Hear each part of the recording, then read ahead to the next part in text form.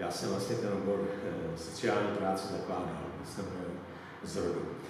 Někdy na počátku 90. let přišel za mnou tehdejší pan děkan pedagogické fakulty s tím, že po republice už se objevují někde obory na fakultách, obory sociální práce, což předtím nikdy u nás nebylo, takový obor na vysokých školách. A že by bylo dobré, kdyby ten obor byl taky tady. Tak já jsem se pak tehdy vypravil na Filozofickou fakultu pražskou, kde už ten obor byl a kde zakladatelkou toho oboru a garantem byla doktorka Jiřina Šiklová, i mediálně poměrně známá, pak celá léta byla to chartistka a po roce 90 byla rehabilitovaná a vrátila se na Filozofickou fakultu pražskou. A ona jako chartistka měla nějaké známosti v Holandsku a přivezla jsem dokumentaci oboru sociální práce z Holandska. Čili to byl takový ten typický angloamerický social work, který nezná pedagogiku vůbec. No nicméně celkem ochotně mě nechala nahlédnout do té dokumentace. No a my jsme pak tady tedy na tom našem pracovišti začali ten obor sociální práce zakládat. Sociální práce a její výuka v Hradci se za ty roky hodně vyvinula, etablovala, stabilizovala a profesionalizovala. A myslím si, že dneska nabízíme už studentům sociální práce zajímavé možnosti, jak ten obor studovat. Většina vyučujících takových těch jádrových je tady už tak dlouho, že si drží víceméně svůj styl výuky a obsahu a způsobu, ale je fakt, že se hrozně moc změnilo po technické stránce, protože máme e-learningy, online výuku. V dobách, kdy jsem začínala, tak na studenty nebyly kladeny takové nároky, jako si myslím, že klademe dnes. A ten posun vidím i třeba ve vedení nebo v těch podobách závěrečných prací. Jsem tu 20 let a za těch 20 let si myslím, že zas až k takovým odlišnostem nedochází, respektive, že je to pořád stále frontální výuka a stále je tam hodně praxe s výjimkou covidu. Něco se někam posunulo, technologie, v souvislosti třeba i s covidem, něco se používá online platforma, takže to bych řekla, že jedna věc, která asi může být i pozitivní, může být online konference, workshop. Když já jsem nastupovala jako studentka, tak tehdy si myslím, že ta výuka byla poměrně kvalitní, že tam byly hodně lidi z praxe. Když jsem nastupovala jako vyučující, tak ty lidi z praxe odešli, protože zjistili, že je nebaví plnit ty požadavky na akademické pracovníky. A tehdy vlastně nikdo jsme moc nevěděli, co to sociální práce je. Řekla bych, že jsme začali tušit, co to sociální práce je, tak někdy v roku 2006-2007. A myslím si, že to jde jako teďka hodně nahoru, že se začínáme rovnat evropským zemím a že se stojíme jako ústav dobře.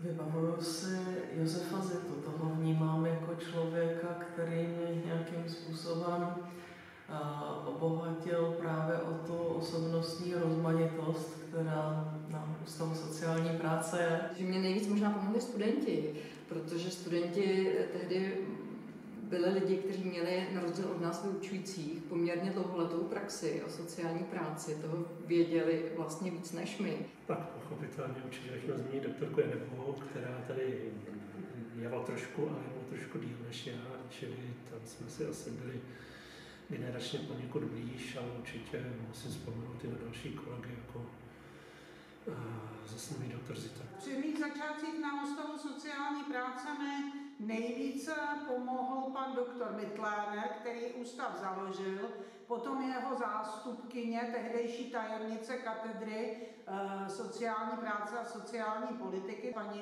doktorka Zuzana Truhlářová a nepochybně i zesnulý kolega pan doktor Zita, který byl člověkem vysoce vzdělaným a erudovaným, ale i všichni další kolegové a také pan profesor Kraus z pedagogické fakulty. V mých začátcích mi hodně pomohl Karel Kopřiva.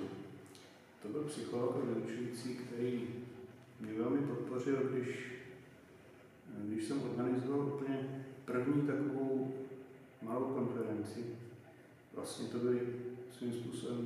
první hradecké dny sociální práce. Takový stmelení kolektiv. Nezažila jsem nikde jinde tak krásný období, jako jsem zažila na začátcích tady na té katedře. A na to ráda vzpomínám, na tu týmovou práci. Že my často mluvíme, že sociální pracovník má pracovat týmově. Ja som priviedol doktor Mitlener. Áno. On ma oslovil s tým, že chcel odo mňa, aby som prišla a podporila mladých začínajúcich kolegov, ktorí v tom čase ešte nemali ani jeden PhD. Čiže moja úloha, daná pánom doktorom Mitlenerom, bola dozrieť na to, aby vlastně dopracovali si to svoje PhD. A pana doktora Karla Bauera, který mě taky ještě učil jako studentku a posléze byl mým kolegou. A vím, že tady působil taky pan doktor Karel Kopřival, s tím jsem se bohužel nepotkala. Určitě hrozně rád vzpomínám na kolegu Karla Kopřivu, který byl úžasný člověk, měl obrovský lidský rozměr a dával do té výuky takový klid a lidskost. Vzpomínám na svý stávající kolegy,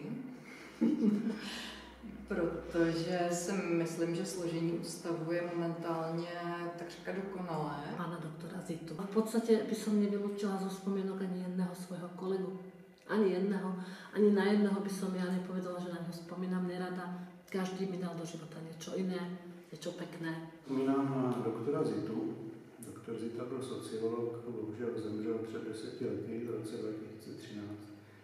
Byla taková osoba, která dokázala číst věci jiným způsobem než většina okolí.